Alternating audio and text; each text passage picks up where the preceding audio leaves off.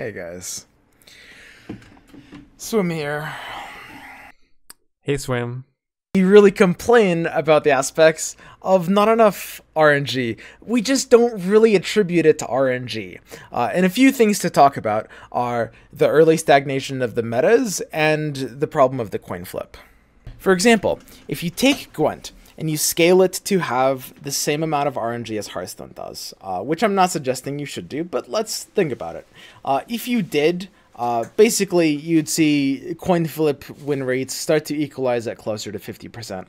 I personally, after knowing both the Hearthstone and Gwent coin flip win rate statistics across all different MMR levels, Gwent actually has less of a coin flip variance in terms of win rate from loser to winner than Hearthstone does.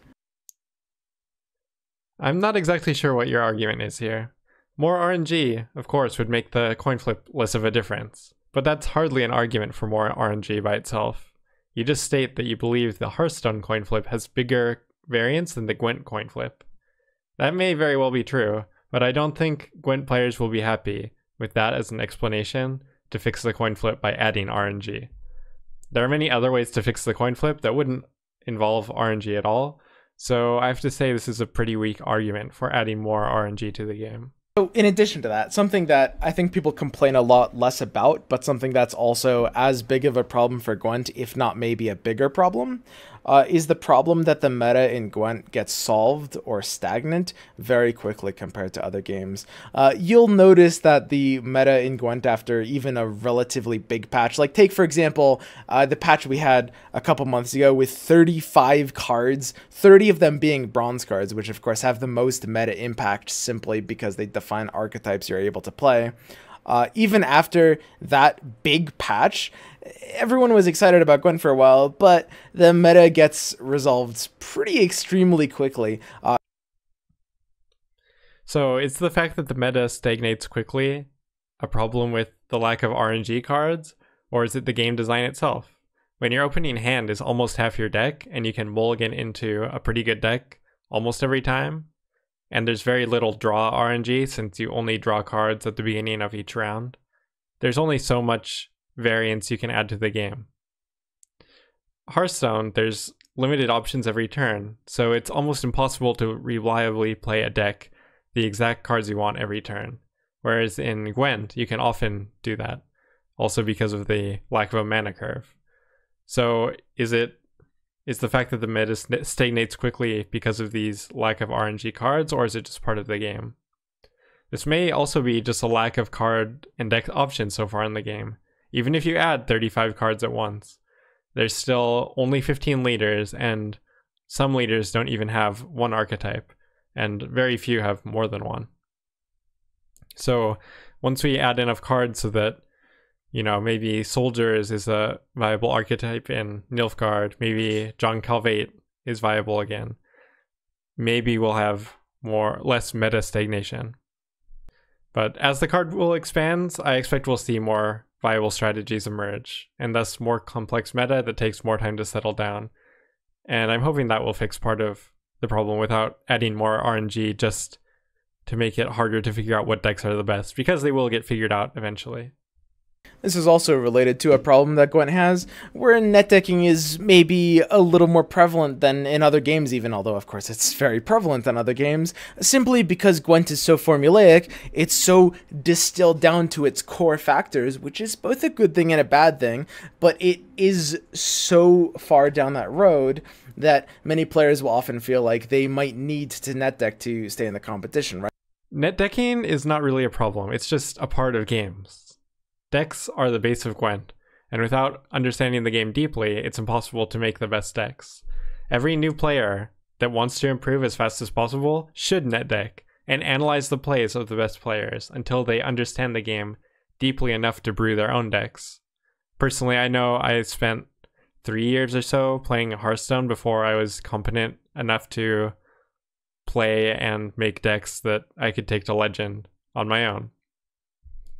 So if you want to be, like, here's another case. If you want to be the best chess player, are you going to just play, or are you going to net deck the best openings and watch the best players, read a few books? What's going to make you the best fastest?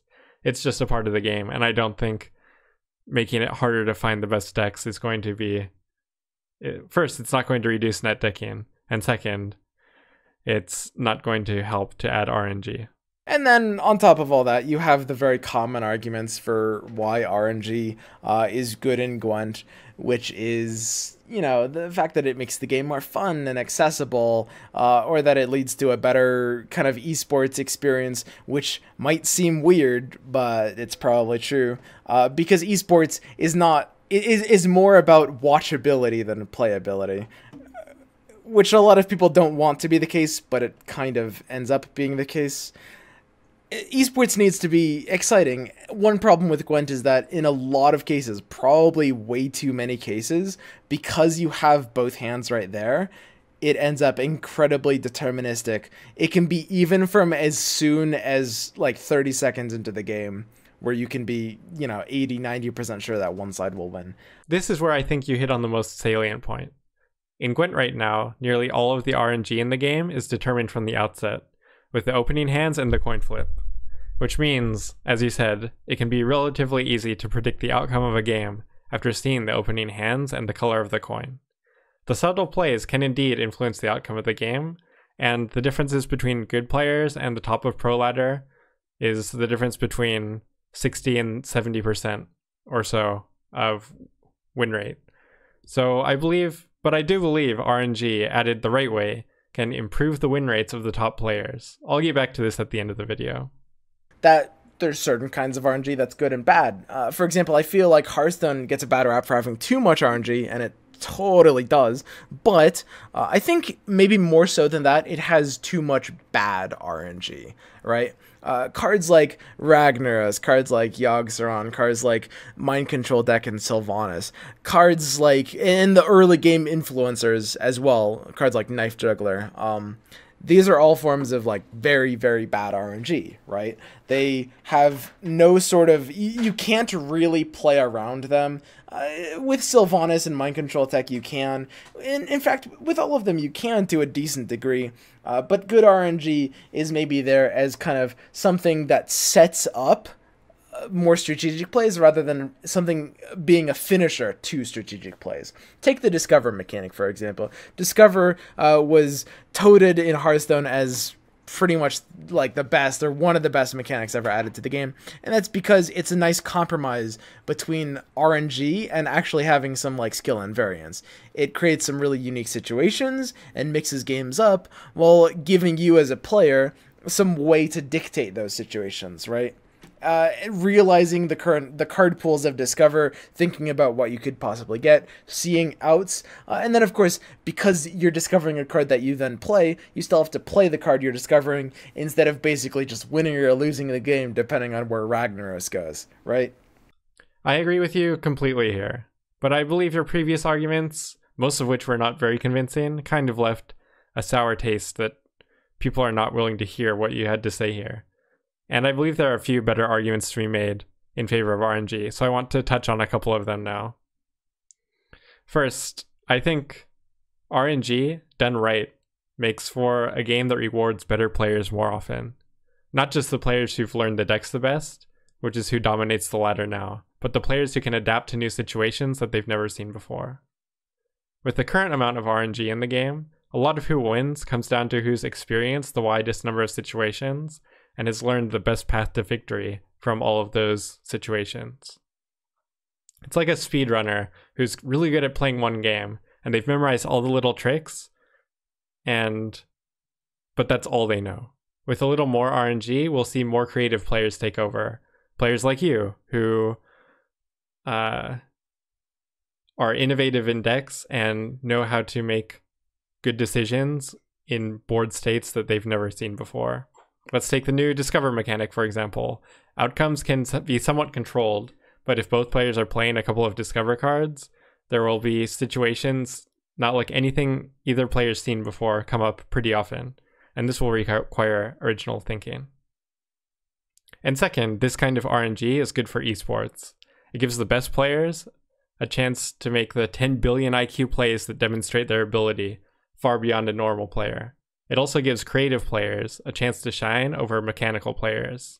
If you've ever been a fan of StarCraft or any other RTS, you'll know that the players who are great are usually not only great mechanically, but are also great creatively. And they're also the fan favorites.